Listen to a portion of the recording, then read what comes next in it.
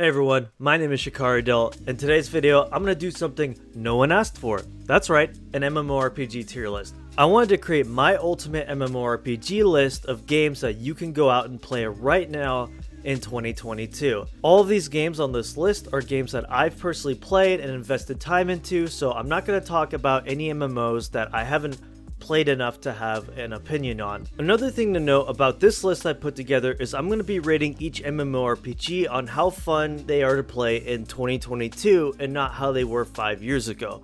If you are new to my channel, I would really appreciate if you hit that like and sub button. I do all sorts of MMORPG content, and without further ado, let's jump right into this list. So before I even start breaking down these MMOs and start ranking them, I'll just be upfront about it. There's probably no S tier MMOs on this list. It's just how it is. Hopefully in the future we have some cool MMOs to look forward to.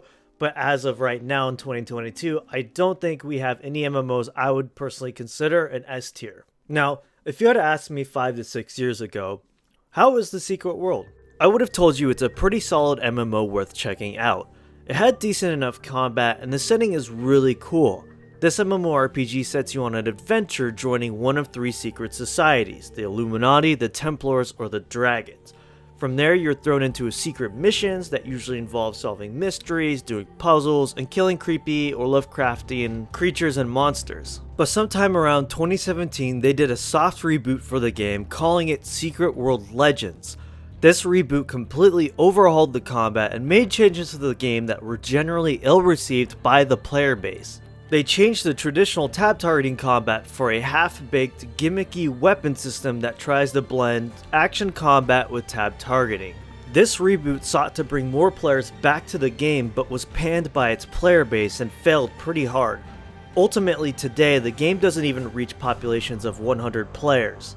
Which is honestly a shame because the setting of this game is really cool, but the gameplay feels clunky and outdated. So I think for these reasons, I'm going to go ahead and put the Secret World into D tier. Again, that kind of hurts me to put it so low, but I think today in 2022, this game just isn't worth investing your time into unless you want to enjoy some of the cool storylines going on in the base game. So Albion Online is a game I kind of always had like a hate-love relationship with.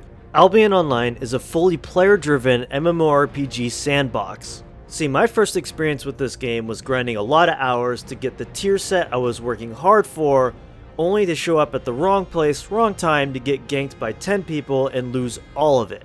Now that would be frustrating enough to make anyone rage quit, but the thing was with this game is you have to kind of change your mindset. This is not a game that you go into solo. You have to change your mindset knowing that this game was made for huge guild and faction conflict.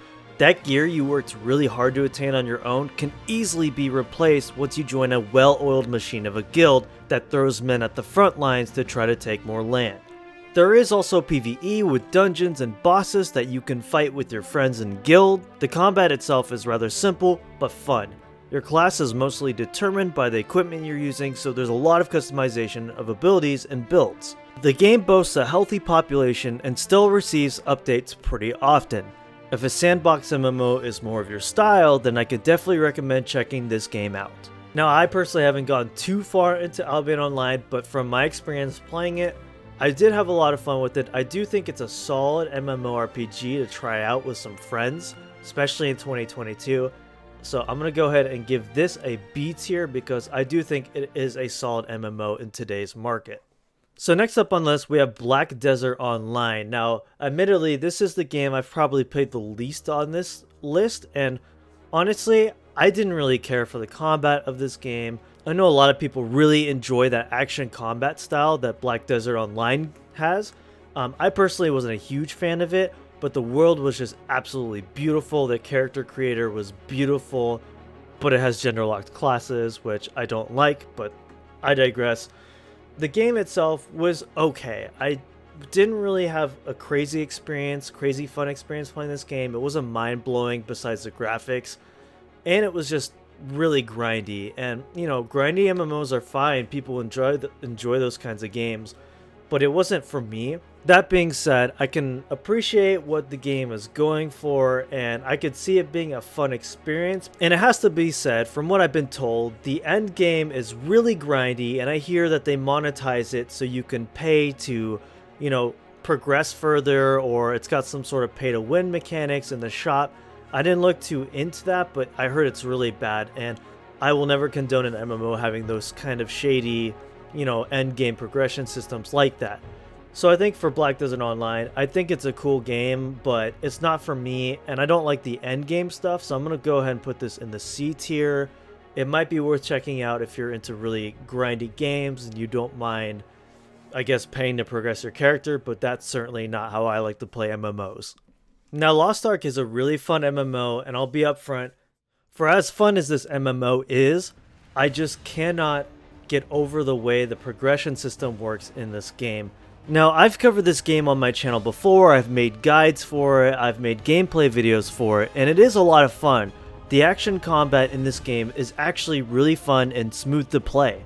But I simply can't look past the way this game was designed for whales and for people looking to pay to progress their character. I appreciate that this game does have a ton of content you can play through as a free-to-play player, and its monetization isn't overbearing and in your face while you're leveling and experiencing all that free content at the beginning of the game. It's because of this the game really starts to get you sucked in and invested into your character without being bombarded with having to buy stuff.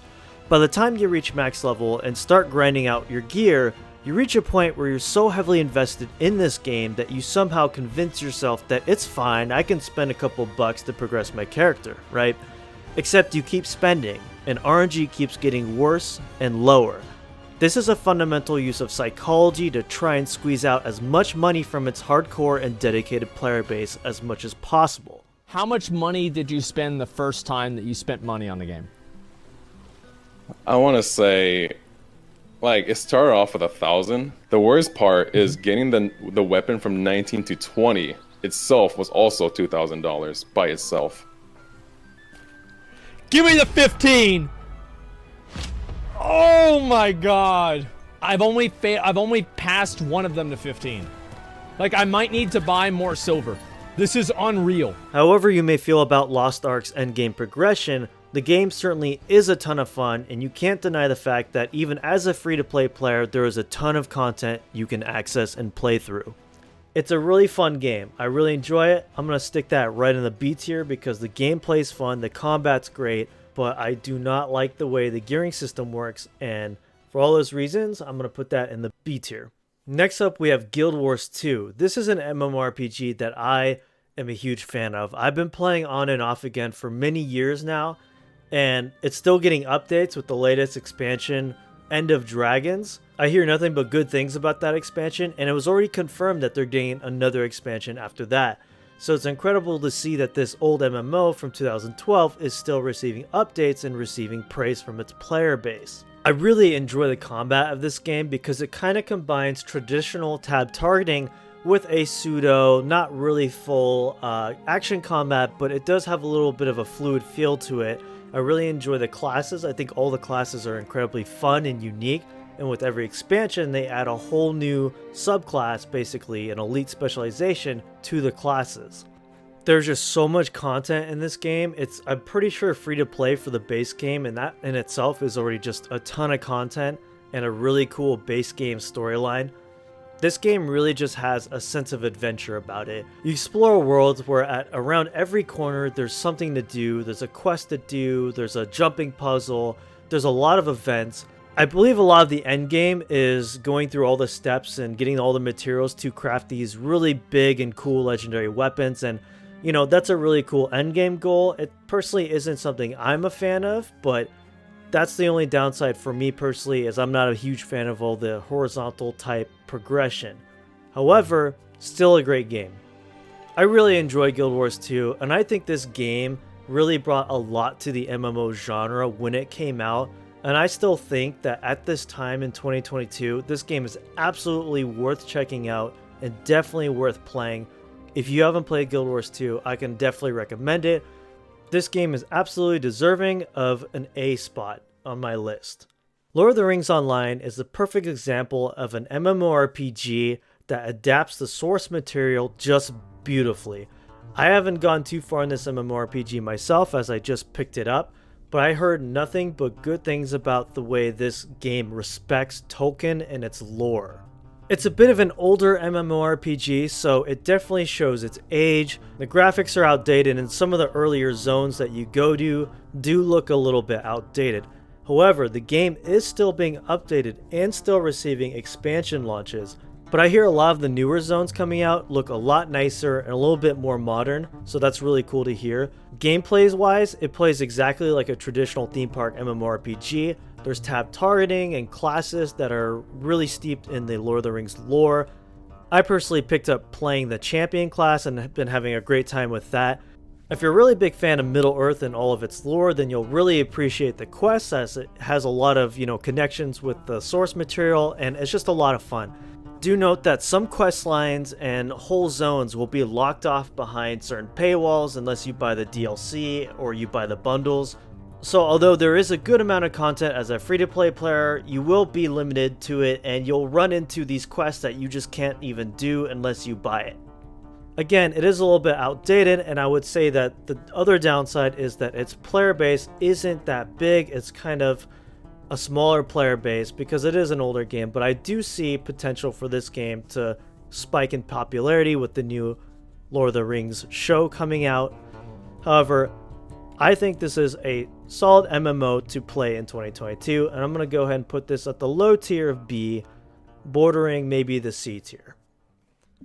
DC Universe Online is a really cool MMORPG that allows you to custom create your own hero or villain in the DC universe. This is a cool MMO as it has you accepting quests from well-known heroes, or if you're a villain, it has you working alongside villains. And there's a lot of really cool content in the base game. Now, that was fun back in the day when I played it 7 years ago. I actually did check it out maybe a year or two ago when they were doing this free promo when they were giving a free max level away. The combat felt a little bit hollow. It just wasn't as fun as I, remembered playing it back in the day. And the graphics certainly leave a lot to be desired because it's an older game. And generally, I think the game is just an okay experience. And although the game is free to play, a lot of the storylines and quests are going to be locked behind a paywall, along with a lot of the really cool customization and superhero abilities for your character. I think the fact that this game is a bit of an older game, I think the combat feels a little bit weird for me.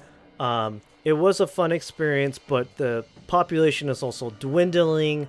In my opinion, I think DC Universe Online in 2022 is a C tier game. It's definitely worth checking out if you want to have some fun creating a hero and, doing quests with like Batman or getting quests from the Joker or something like that. It's definitely a cool concept, but again, it's showing its age. I think it's just a little bit outdated now, and with the player base mostly being gone, I think it's mostly deserving of a C tier. And now we get to what was once considered for the longest time the king of MMOs on this list. So it's obvious World of Warcraft is definitely in a bit of a rough spot right now.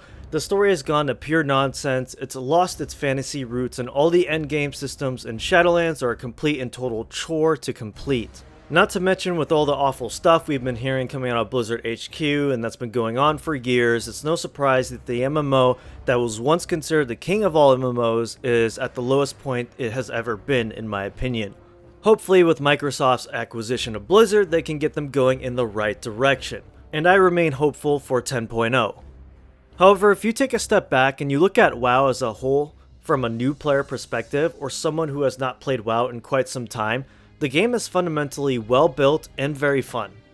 WoW's tab targeting combat is still top notch and feels better than ever, which in turn makes both PvE and PvP a lot of fun. The classes are well designed for the most part, and there is a ton of content. You have over 10 years of quests and content basically to go through if you are a new player. The game does rush you to endgame, but I say if you haven't played this game in a while, or you're just a new player to WoW in general, take your time and enjoy leveling. Legion introduced some really awesome zones with some cool stories to level through. And even the critically panned Warlords of Draenor's expansion is worth experiencing for its leveling zones. I mean, Blizzard does a great job making the level experience really fun if you're going through it for the first time. And it's amazing to me how hard the art team carries this game for every expansion, because even after 20 years, I think the game still looks pretty great. The majority of the issues that players have come from all of the max level players who are doing all of the systems that are just super boring and not fun to try to maximize the playtime of the player base. But I do think if you look at it from a new player perspective and you fundamentally look at how well the game is built and how fun it is to play, I think World of Warcraft is still a great MMO and worthy of being in my A tier spot for this list. Maybe that's a little bit of copium, but I don't know, I still think the game is worth checking out if you haven't played it in a while or if you're a new player. And now we get to the next big MMORPG on this list, a very popular one, Final Fantasy XIV. Now I played FF14 years back but didn't really enjoy it much then. But I'll be the first to admit that I had jumped on the initial FF14 bandwagon back when it was apparent Shadowlands would be in for quite a content drought. And I enjoyed it. I played FF14 all the way up through Heavensward and did really enjoy it. However, something about the game overall just didn't really click with me personally. I think the aesthetic and design of the setting just really wasn't for me. And while the main story was pretty good, I just found myself getting pretty burnt out on it, which you most certainly can take a break from. There's a lot of side content to experience in this game, like there's an absolute ton of activities you can do. As a super casual player, I really liked it, but I never got too sucked into the game. Even though this game has a huge emphasis on its story, it doesn't detract from its MMO elements. This game features great PvE content in the form of raids and dungeons. It uses tab targeting combat much like World of Warcraft, but maybe a little bit slowed down, though I do hear the combat gets a little bit faster paced when you hit max level. But I absolutely appreciate the passion and care the devs have put into this game and its story and how they respect their player base. Even though I just played FF14 casually and never got too sucked into it, I can appreciate and respect the game for being one of the best MMOs on the market, so I think FF14 is very easily deserving of an A spot on this list. Next up on this list we have Elder Scrolls Online, a game that I really wanted to enjoy, but unfortunately the combat and payment model just kept me away from this game. Now I definitely went through a phase where I played a lot of ESO, but there was something that just really bothered me about the class system. No matter what class you decide to play, you would always run a build that had some of the same abilities that other classes would use as well. That's because on top of class abilities you would also have base abilities for each weapon type. And unfortunately, all the base weapon abilities were basically just so strong that you would throw them into whatever build you're running regardless of your class. This made the class system feel very homogenized and all the builds felt very much the same. And it has to be said that the combat in this game does not feel good. I really dislike the combat and I think this is the biggest factor for a lot of people not enjoying this game. I understand that they were trying to translate the Elder Scrolls RPG combat into an MMO setting, but it just doesn't work at all. Ability weaving and animation cancelling to squeeze out as much DPS as you can, I'm sorry, it's just not fun. Which is kind of a shame because the game does feature some pretty cool PvE stuff like dungeons and raids. It's got really cool quests, storylines, and really cool zones to level through. And then there's also PvP with an emphasis of 3 factions fighting over a zone, so there's big Zergfest PvP with that, and then there's also battlegrounds that you can do as well. So there are a lot of features of the game, but again, that combat really just takes away from it. Another really big downside is the way that they monetize this game. Not only do you have to buy each expansion, which in my opinion isn't usually worth the price, but they also release DLC packs within the expansion that requires an additional purchase unless you are subscribed. And don't get me wrong, there's a lot to do in the base game in terms of leveling. For $5 or $10, that's a really good deal. But when you get to the end game stuff, you're only going to have like 3 dungeons to do unless you pay up for the sub or you buy each of the expansions or DLC packs individually. So I did enjoy Elder Scrolls Online back when I played it, but eventually I just stopped playing it altogether because I just couldn't take the combat anymore and the payment model was just really dumb. So I'm going to go ahead and give this a low B, but I almost want to put this into the high C category because I really do think the combat holds it back that much, but I think I'm just going to keep this as a low B. So the next game on this list is Neverwinter. Now I don't have too much to say about this game, but I've played it enough to know how heavily monetized this game is. Now obviously this game is set in the D&D universe with the classes and combat being translated from the tabletop into an MMO setting. Though the population has dwindled over the years, it still releases regular expansions and updates. For me personally, I never got too sucked into this game because I thought the combat just felt super clunky and I just didn't enjoy it very much. It's another one of those games that has a lot of grindy systems that has like pay to win mechanics to it, so you can really pay to speed up your progress. Oftentimes you'll find chests of loot that require keys that you need to purchase and all that. I'm just not a big fan of how the game is monetized in general. So my rating for this game might piss a lot of Neverwinter fans out if you're really into this game, but I personally did not enjoy this game. I played it years back, couldn't get into it. I tried it recently again and didn't like it. But it is actively being updated, so if you're interested in the D&D universe, this might be something worth checking out, but me personally, I didn't like it. I think my rating is going to piss some people off, but I'm giving this a D tier. So the next MMO on this list is actually a really sad one for me to have to rate in 2022, because when this game came out in 2011, it was actually a lot of fun. Like most other MMOs that were coming out at the time of WoW's peak popularity, this game was being heralded as the big WoW killer prior to its launch. I don't think anyone really thought that would be the case, and surely enough, it never even came close to that status. However, when Rift launched, I actually did take a break from WoW to try it out, and I have to say, it has been the only other MMO that I've played that has given me the same feeling I got when I played WoW for the first time. It featured a tab targeting combat system much like World of Warcraft, and overall the game was just so similar to WoW it earned the status of being a WoW clone. But the game did make interesting attempts to try to separate it from its competition. For example, the Rift system, which the game was named after, were these massive tears in the sky that led to interdimensional beings invading the world, leading to massive world bosses and world events. This is a cool feature that we haven't even seen in World of Warcraft until recent years, and Rift was doing this back in 2011. And the game also featured one of my favorite class systems that I've ever played in any MMO. Each class had so many subclasses, and you could choose 3 to customize how you'd want your class to play. It was a lot of fun, though it was unbalanced for both PvE and PvP. The game was pretty successful. It had a pretty healthy population at launch, but years after the game had launched, the developers, Tryon Worlds, had decided the game should be free to play, and they inserted a cash shop. With the introduction of the in-game microtransaction store, the game went on a very heavy decline. Today in 2022, what we're left with is a shell of a game that has not received any meaningful updates or content in years. The player base is basically non-existent at this point, being lucky if you even get 200 people online at any given moment. So again, like I said, this is kind of a sad one for me to rate because 10 years ago I would have put this in the A tier, but you know, times change, and I think nowadays it's not even worth checking out because it's well into maintenance mode, and I do believe this game could shut down any day now. So for that reason, I'm gonna have to stick this in the F tier. And next up, we have Warhammer Return of Reckoning. In case you didn't know, Warhammer Online is still going in the form of this server called Return of Reckoning. Launching in 2008, this again was another MMO that was being heralded as a WoW killer. The game launched while World of Warcraft was in its immensely popular Wrath of the Lich King expansion and never really stood a chance. However, the game was fairly popular as it catered to a more PvP audience. The game heavily emphasized faction conflict with castle sieges and massive PvP battles. The game features tab targeting PvP, and the classes were extremely fun and just ooze Warhammer fantasy.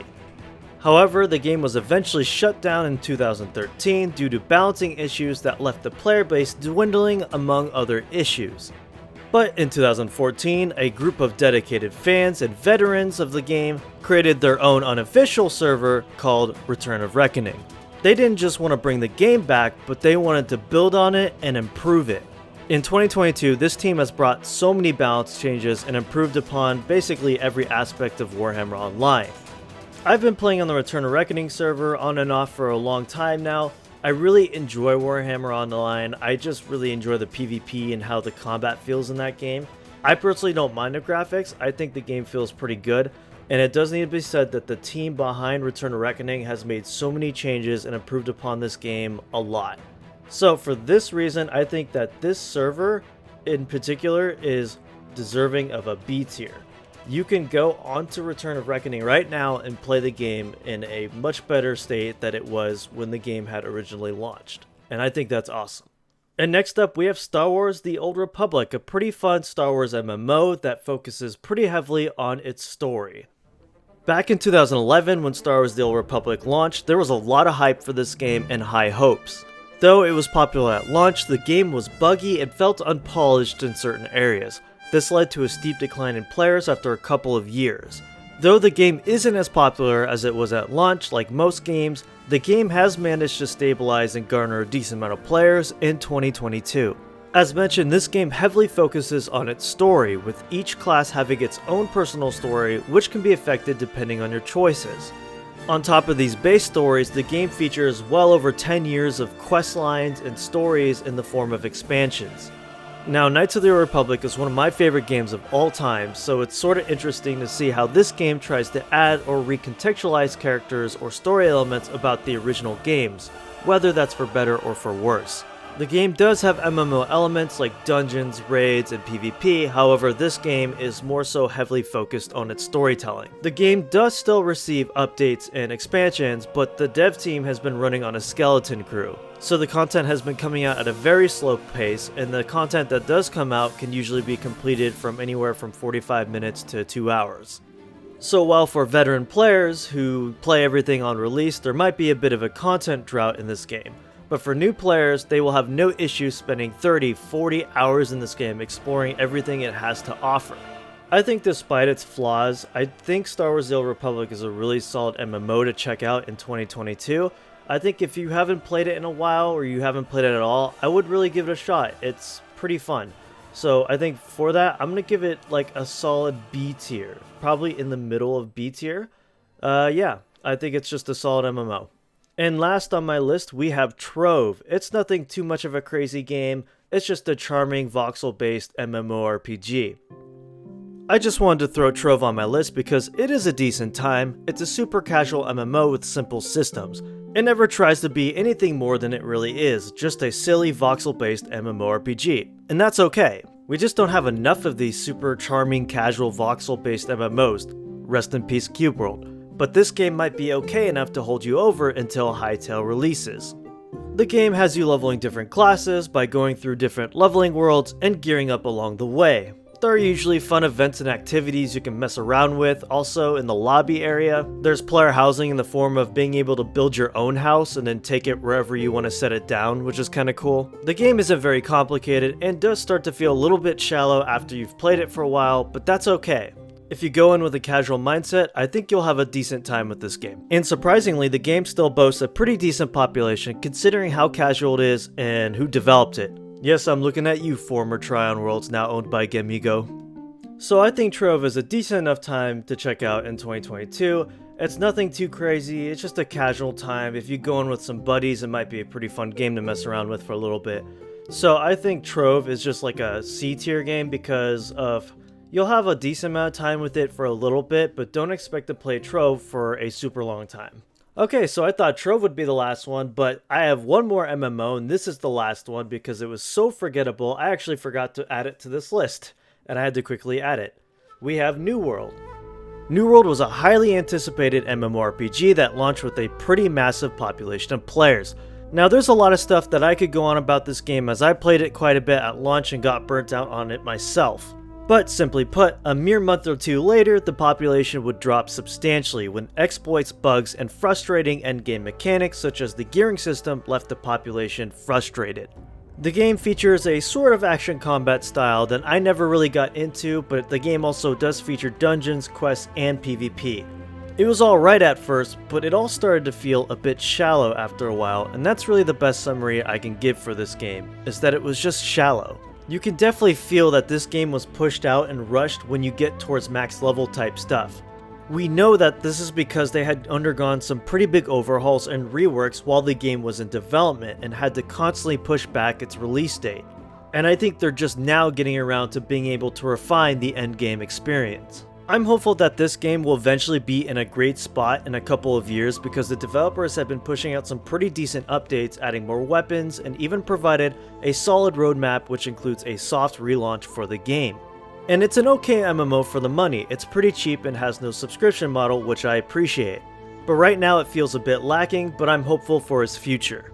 In its current state, I think it's more of C material for me personally. I do think this game could turn into a B, maybe even an A in the future, but I think a high C is probably what this MMO deserves in its current state. And there you have it. That is the list of MMORPGs that I can think of that I've played enough to formulate an opinion on, and hopefully I was able to inform you on why I think they deserve the tiers that they're in. Let me know how your tier list would be different. I'd like to hear your comments, discussion down below. If you enjoy this form of content, then feel free to hit that like and sub button. I like to do all sorts of MMORPG content on my channel. Thanks so much for watching this video, and I'll see you all in the next one.